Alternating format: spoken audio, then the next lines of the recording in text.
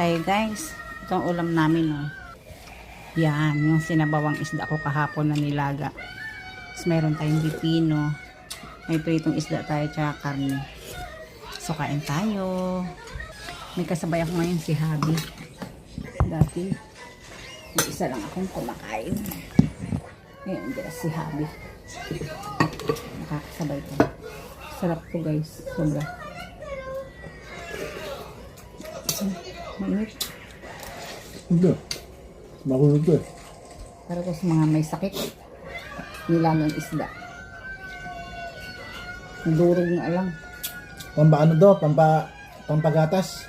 Di ba? Malunggay? Sarap to.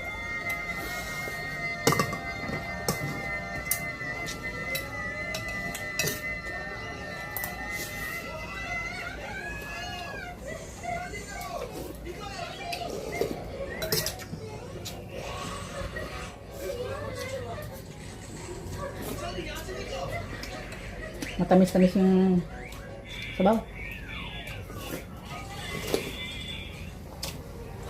May ano ka naman eh. May tanglad.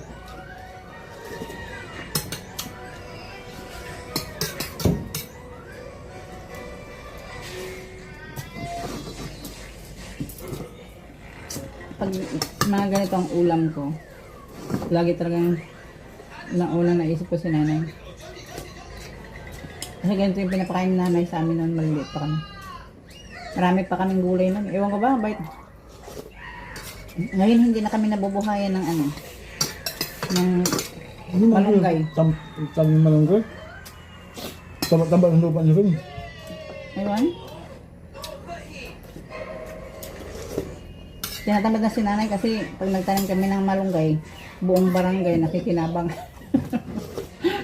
Charis lang. Hindi ah. Sarap. Kasi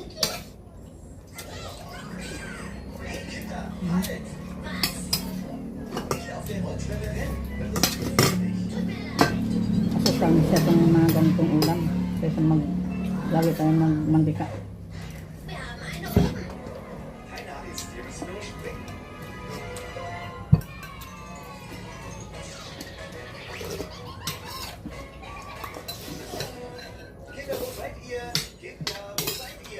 Pero dapat sa ganito, masasarili din yung isda. Hindi naman masarap pag hindi sayo.